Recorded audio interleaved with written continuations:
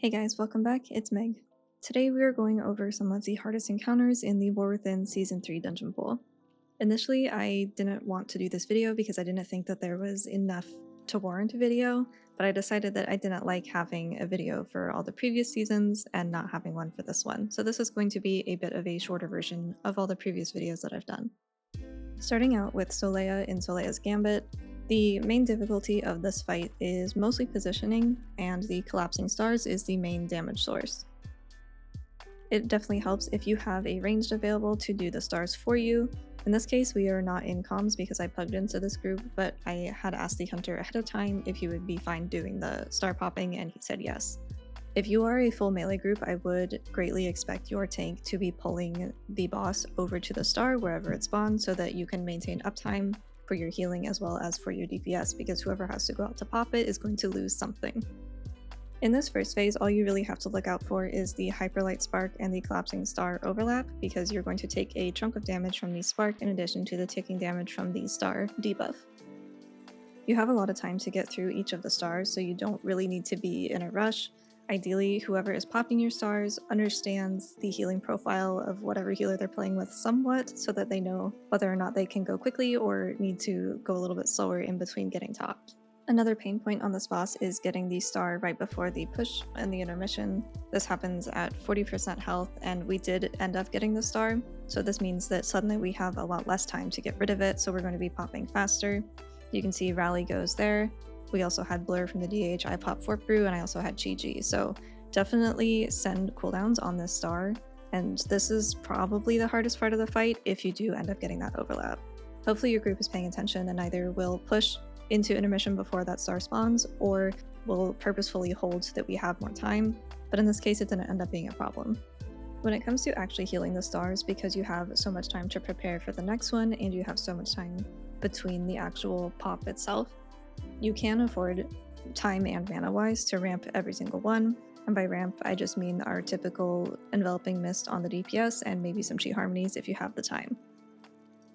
Because of the spacing on the stars, you should be able to have your aspect of harmony with full vitality ready for each of them if you're not sending it only for damage. You can decide for yourself whether or not you want to use them for damage or if you want to hold them only for healing. Either way is fine, because in the end you are a healer. But typically you'll see me sending other cooldowns to heal the damage, and I will use my aspect of harmony primarily for damage. If you have a ranged player doing your star pops, I would recommend keeping an extra eye on them. They are usually my cocoon target if I end up sending it somewhere during a star. This is just because they oftentimes end up out of range due to the nature of the star spawning very far from where we tank the boss when we're not a full melee group. Depending on what level of key you're doing, you may want to hold a defensive for the intermission for those lines, because that is a larger hit and it could potentially one-shot depending on the key level. Otherwise, you can kind of just send them freely during the stars when you feel like you don't have enough cooldowns. That being said, Mistweaver has a lot of very short cooldowns, and in this fight I think I even end up not using all of them. Like, I think Revival maybe goes unused, and Jade Empowerment isn't very strong on single target, so that's primarily a damage button in this case. But you shouldn't end up with no cooldowns whatsoever unless something completely catastrophic happens. This fight is a little bit of a marathon, especially as you get into higher keys. I remember back in Shadowlands when Tyrannical was a little bit different and the scaling was a little higher. We ended up being in this fight for like 7 or 8 minutes. Thankfully it's not that long anymore, but it is still a fight where, because of your high amount of casting with Enveloping Mist and various other spot healing, you should pay attention to your mana just due to fight length. Normally a good time to drink would be when you are running to your star point in the intermission, or when you've already got there, just waiting for something to happen. Or you can do it as you are running back to your fighting position. It doesn't really matter, but I would make sure that you are drinking your mana tea if you think that you are going to go past like half, so that you have a little bit left in the tank just in case something bad happens. Obviously this is made a lot easier if you do have a designated star popper, or if your tank is accommodating you being in melee. But in all honesty, before you even start the key, I would just make sure that you have someone that knows that you cannot do the star pops if you do not have a tank willing to pull the boss for you. For the third boss of Halls of Atonement, this boss is made a lot harder by pulling trash that is before her onto her, because there is an additional dispel in the group as well as an additional kick. You also have the dispel that's going out on the tank, so right before the boss debuffs went out, I actually had dispelled 14 stacks off of our tank, so I popped a cooldown and just healed through the 2 debuff targets. The Mark of Obliteration from the Obliterators is your priority dispel while those mobs are still alive, mostly because you can heal through the boss debuffs, but the Mark of Obliteration, if that goes off, is likely a one-shot unless they have a defensive for it. This is also a fight that is made a lot easier by having your Hasty Provocation, which is the speed taunt. It will cut the damage that you take from the ghosts in half because they will get to their canisters much faster.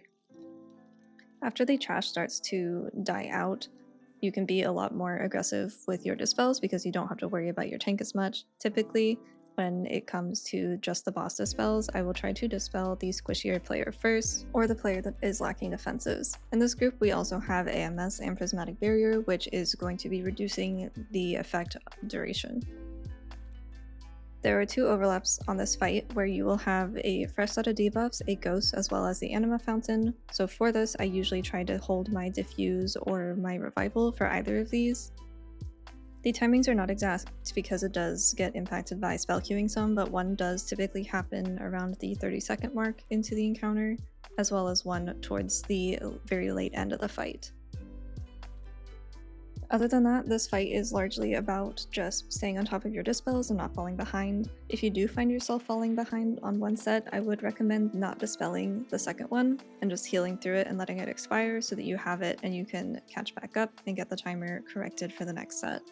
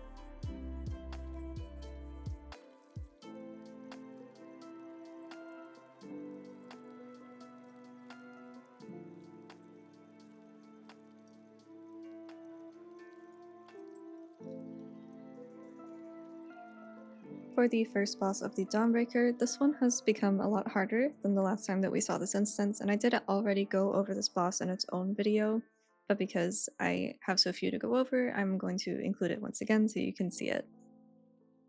The main pain point in this fight is the Burning Shadows dispel. When you dispel it, there is a large heal absorb that will take quite a bit to get rid of.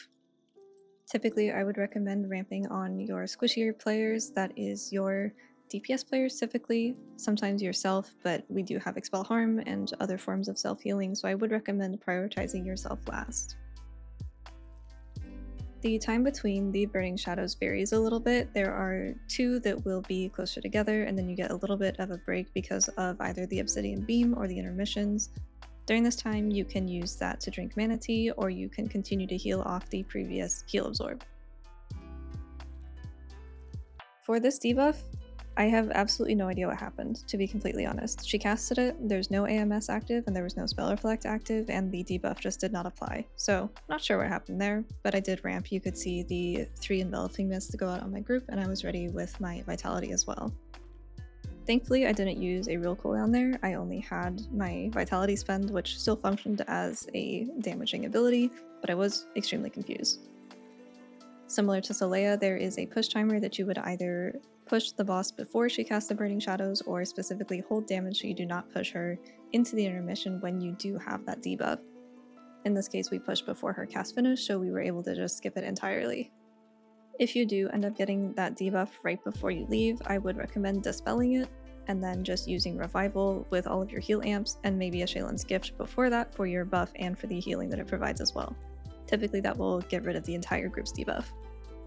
I don't rush through getting rid of the debuffs so much, unless someone is going to die to the Obsidian Beam application, but I am relying pretty heavily on my Harmonic Surge and my Ancient Teachings healing to get people out of the absorb. You can also use your personal defensives and shields like Lumithar's or Life Cocoon during the Obsidian Beam cast to protect someone who still has that heal absorb or just happens to be low health. But most of this fight is just being on top of your ramping, understanding the level of power that you have either through Harmonic Surge or any of your cooldowns, and knowing who is going to be in the most danger by the time that Obsidian Beam casts. This is a fight that can get pretty mana intensive because of the high amount of Enveloping Mist cast, so definitely pay attention to your mana T stacks and your personal mana, since it may be a little bit lower than you're used to for a fight like this.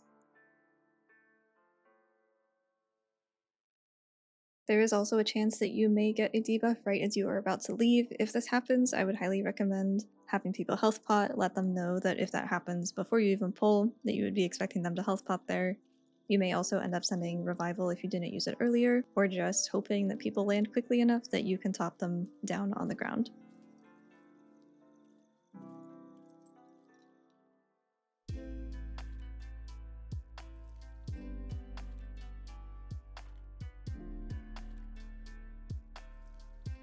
And for the last boss of Floodgate, this is our final boss for the day.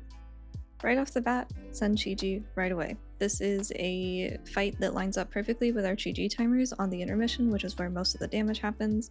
And most of this is going to just be covered by your Chi-Ji healing, the Gust of Mist, the Enveloping Mist, and the Harmonic Surge healing that you have from your Master of Harmony tier set. The first one is usually a bit harder because you're starting from nothing. Either you have used cooldowns on the jump starters, or if you skip the jump starters, you just really don't have time to ramp very easily. This fight has a lot of unpredictable movement because it is dependent on the sparks, the position of the rest of your group, as well as the puddles, so I would recommend dropping a Transcendence at the intermission point so that you can just port back and not have to worry about missing uptime during the high damage portion of the fight.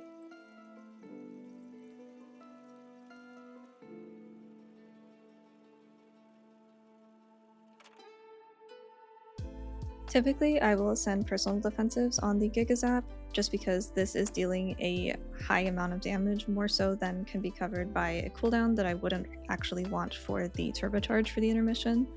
You can see Chi-Ji is up here again. I did a little bit of a ramp by precasting 2 Enveloping Mist before using my Blackout kick. That's just because I got there early because of my Transcendence and I was able to prep a little bit better.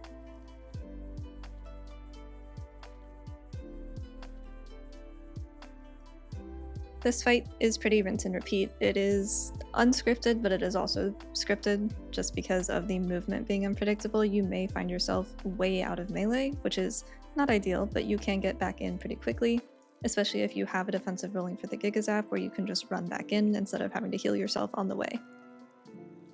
This is one of those fights where I really like having Legacy of Wisdom. I mean, I like having Legacy of Wisdom for all fights, but this one especially just so you can get that extra group topping either at the beginning of the intermission while also utilizing your buff, or towards the end while also utilizing your buff, but more so for a damage perspective.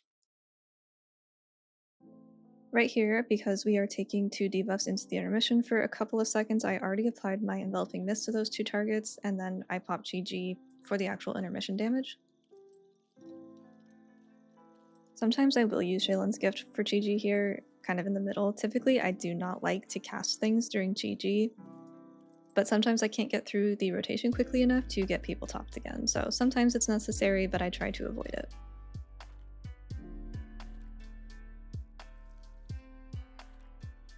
This is another fight where it's really good to be tracking your bounce back so you know if you have an active defensive or not, so you can either save a defensive or be ready to use a health pot or something else if you don't have bounce back active.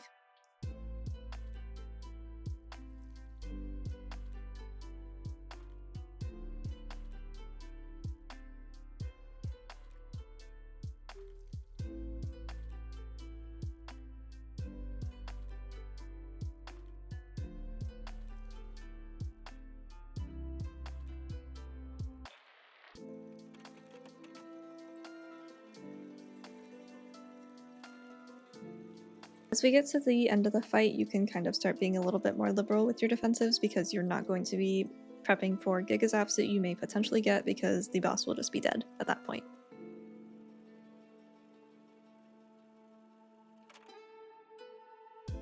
I hope that this video was helpful. If you guys have any comments or questions, feel free to leave them down below or ask while I'm live. And if you think I missed any bosses, let me know and I can do a short on them.